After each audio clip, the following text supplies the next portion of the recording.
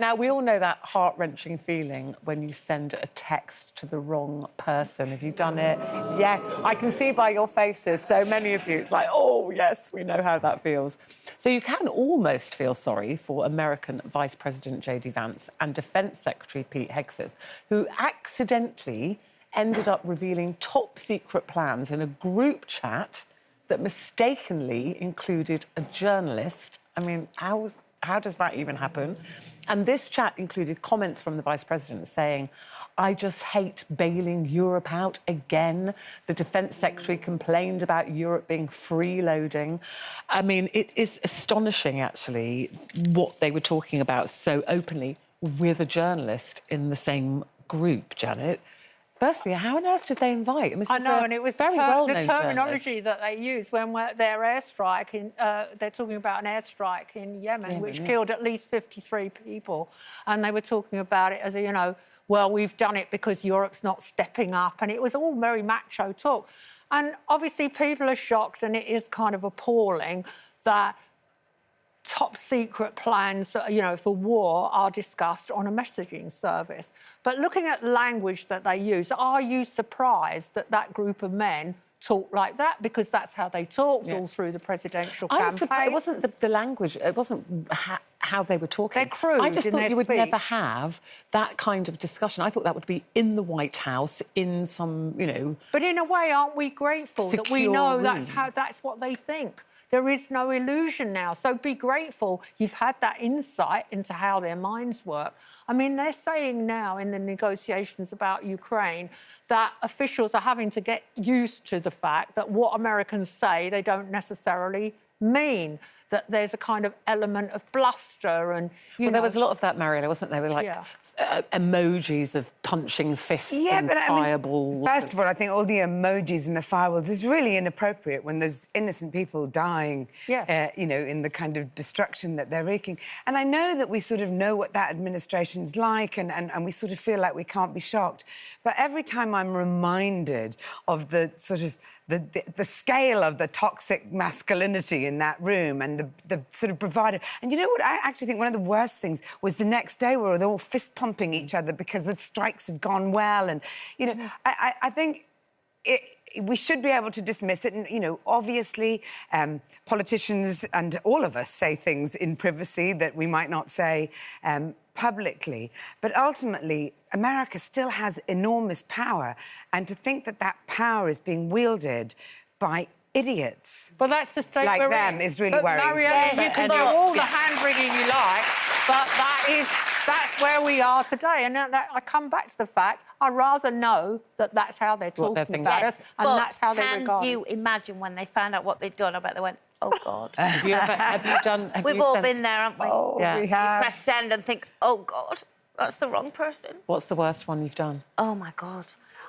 Years ago, this was about 25 years ago, and I had this lovely agent who I got on lovely on a personal level, but not great as an agent.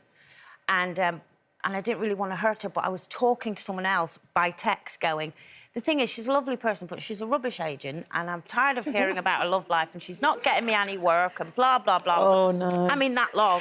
And as I hit send, I thought, I've sent it to the agent. And, you know, I'm just technophobe, and I thought, I don't know how to stop it or get it back. Yeah. And my phone went instantly. Oh, no. And guess what I did? It was her? It was her. Instantly, my phone went. Meanwhile, I'm hot now at this stage, shaking. And I went... I knew you'd fall for that. You're so easy to wind up. Good recovery. Well recovered. Well recovered, but if I ever do it to you lot, you know now I'm lying. Yeah, I would. God, I knew you'd fall for that, Ruth. But then you had to keep her as your agent after that, then. For about another 4 months, so she went off the scent. But, yeah. It was awful, that horrible moment you pressed it. You can see people kind of shrivelling when they go, oh, I remember sending that No, the worst of those WhatsApp groups for school, because there's about 100 of them. Or also, I've got about 30 around menopause mandate, and, you know, there's very high-maintenance patrons on there and things, and sometimes they can be a bit annoying. And then there's a very small group of 3 of us who run it, and just, the jeopardy and the feeling of sickness. You're so right. It's all worse. I've done it so many times. Groups, isn't it? I'm not in a single WhatsApp group. No, Janet, I think that's very wise. Oh, you can join mine. No. She was No, on the hundreds. Liz Women's I one can't for about remember the 2 menopause. minutes. Sorry. OK, let's move on. Let's move on to politics here. Oh, yes. Because I knew you Let's wanted move on to Colin's politics. been Love desperate it. to do this one. The heat is on for Chancellor Rachel Reeves at the moment. This is ahead of tomorrow's spring statement, because it's been revealed that she recently accepted free concert and theatre tickets. Well, interesting you do that. Well, she's defending this decision, saying that she went to the Sabrina Carpenter gig. Love her. Good gig. In a corporate box because of security reasons, that she needed to be safe and secure. And this also follows Prime Minister Keir Starmer. He had a freebie ride, didn't he, last summer? He went to football matches and a Taylor Swift concert, all for free. Does it bother you, Mariella? Do you think they shouldn't do it? Don't you care? What do you think? I think the problem is when they start saying things like, I had to be in a special box because of security. I think if you're going to do it, own it. And also, I just think if those things are, you know, announced and upfront and, you know, you're not hiding anything, we're all quite hypocritical these days. Like, we all love a freebie. It's great to get a ticket to something or, you know, be loaned a dress or whatever it might be. So, actually, I think it's ultimately for voters to decide at an election whether somebody's abused their power over the preceding few years. And while politicians are... We love seeing them at a concert or at a football match or out of their environment. Oh, what, just proving they're normal people? Well, pretending they're normal people. I don't think, but I think so long as it's every single time. This is not the first time we've had this conversation. You know, for MPs' expense rows, I just think, just don't do it. It gets you into hot water. Just buy it. Expenses are different. I mean, it's a different argument. You know, hospitality. I don't know. Well, accepting hospitality and then having to declare it, which is what they have to do at the moment, uses that. It's a big clerical nightmare. So they all have to fill in forms. Someone's employed to sit in an office somewhere in Westminster and go through all those forms and realise. And then the press are always digging around. Have you declared everything and so on?